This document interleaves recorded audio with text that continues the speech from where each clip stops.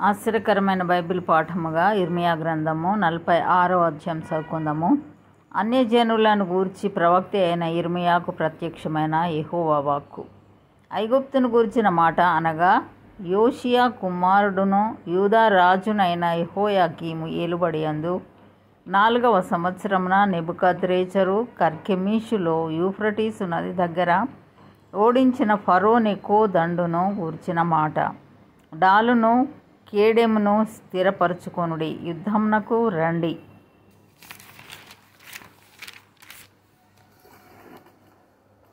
గుర్రములను కట్టుడి, రౌతులారా కవచము తొడిగి ఎక్కుడి, శిరస్త్రాణములను ధరించుకొనుడి, ఈటలకు పదును పెట్టుడి, కవచములు వేసుకునుడి. నాకేమి కనబడుచున్నది? వారు ఓడిపోచున్నారు, వెనుక తీయుచున్నారు.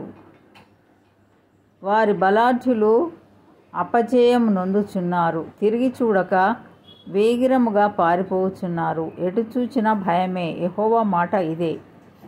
త్వరగా పరుగెత్తువారు పారిపోజాలకున్నారు, బలాఢ్యులు తప్పించుకొన జాలకున్నారు.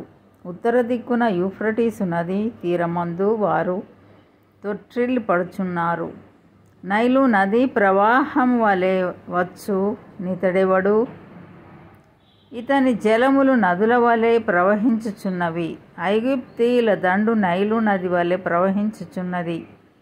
దాని జలములు తొణకున్నట్లుగా అది వచ్చుచున్నది. నేనెక్కి భూమిని కప్పెదను, పట్టణమును దాని నివాసులను నాశనం చేసేదను. గుర్రములారా ఎగురుడి, రథములారా రేగుడి, బలాఢ్యులారా బయలుదేరుడి. డాలు పట్టుకొను కూషీయులను పూతీయులను విలుకాండ్రైన లూదీయులను బయలుదేరవలెను. ఇది ప్రభువును సైన్యములకు అధిపతియు నగు యెహోవా నాకు పగ తీర్చు దినము. ఆయన తన శత్రువులకు ప్రతిదండన చేయును. ఖడ్గము కడుపారా తినును, అది తనివి తీర రక్తం త్రాగును. ఉత్తర దేశంలో యూఫ్రటీసు నది యొద్ద ప్రభువును సైన్యములకు అధిపతియు నగు యెహోవా బలి జరిగింపబోచున్నాడు. ఐగుప్తు కుమారి కన్యక, గిలాదునకు వెళ్ళి గుగ్గిలము తెచ్చుకొనుము. విస్తారమైన ఔషధములు తెచ్చుకొనుట వ్యర్థమే, నీకు చికిత్స కలుగదు. నీకు సిగ్గు కలిగిన సంగతి జనములకు వినబడెను. నీ రోదన ధ్వని దేశమందంతటా వినబడుచున్నది.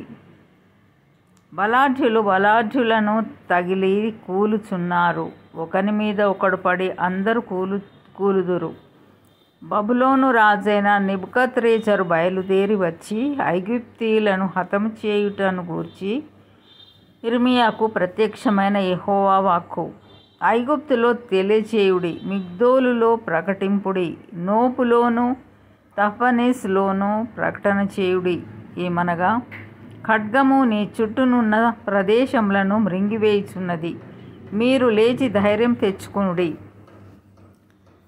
నీలో బలవంతులైన వారేల తుడుపు పెట్టబడుచున్నారు. యెహోవా వారిని తోలివేయుచున్నాడు గనుకనే వారు నిలవకున్నారు. ఆయన అనేకులను తొట్టిల్ల చేయుచున్నాడు. వారొకని మీద ఒకడు కూలుచు, లెండి, క్రూరమైన ఖడ్గమును తప్పించుకుందము రండి, మన స్వజనుల యుద్ధకు మన జన్మభూమికి వెళ్ళుదము రండి అని వారు చెప్పుకొందురు. ఐగుప్తు రాజుకు ఫరో యుక్త సమయము పోగొట్టుకొను వాడనియు వట్టి ధ్వని మాత్రమే అని వారచ్చట చాటించిరి.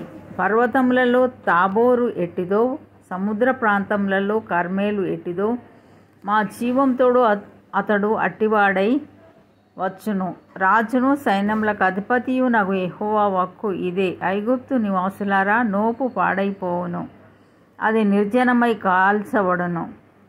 ప్రయాణమునకు కావలసిన వాటిని సిద్ధపరచుకొనుడి. ఐగుప్తు అందమైన పెయ్య, ఉత్తర దిక్కున నుండి జోరీగా వచ్చేయున్నది. పరదేశులైన ఆమె కూలి సిపాయిలు పెంపుడు దూడల వలె ఉన్నారు. వారే గదా వెనుక తట్టు తిరిగిరి, ఒకడును నిలవకుండా పారిపోయిరి.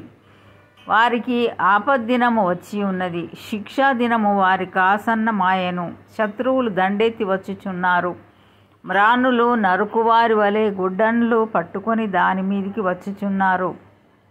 ఆలకించుడి, ఆమె ధ్వని ప్రాకిపోవు పాము చప్పుడు వలె వినబడుచున్నది. యెహోవా వాక్కు ఇదే. లెక్కలేని వారై మిడతల కన్నా విస్తరింతురు. చొరశక్యం కాని ఆమె అరణ్యమును నరికివేయుదురు. ఐగుప్తు కుమారి అవమానపరచబడును, ఉత్తర దేశస్థులకు ఆమె అప్పగింపబడును. ఇశ్రాయేలు దేవుడును సైన్యములకు అధిపతియునగు యెహోవా ఇలాగు సెలవిచ్చుచున్నాడు, నీలో నుండు ఆమోను దేవతను, ఫరోను ఐగుప్తును, దాని దేవతలను, దాని రాజులను, ఫరోను అతనిని ఆశ్రయించు వారిని నేను దండించుచున్నాను.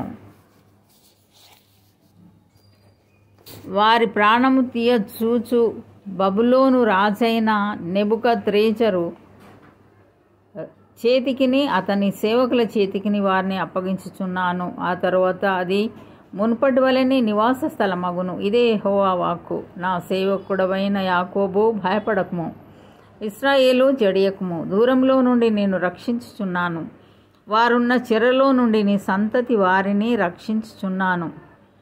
ఎవరి భయమును లేకుండా యాకోబు తిరిగి వచ్చును, అతడు నిమ్మళించి నెమ్మది నొందును. నా సేవకుడవైన యాకోబు, నేను నీకు తోడై ఉన్నాను, భయపడకుము. నేనెక్కడికి నిన్ను చెదరగొట్టితునో ఆ సమస్త దేశ ప్రజలను సమూల నాశనం చేసేదను. అయితే నిన్ను సమూల నాశనం చేయను, నిన్ను శిక్షింపక విడువను గాని న్యాయమును బట్టి నిన్ను శిక్షించెదను. ఇదే యెహోవా వాక్కు. ఇంతటితో ఈ దినం కొరకైన బైబిల్ పాఠము సరి.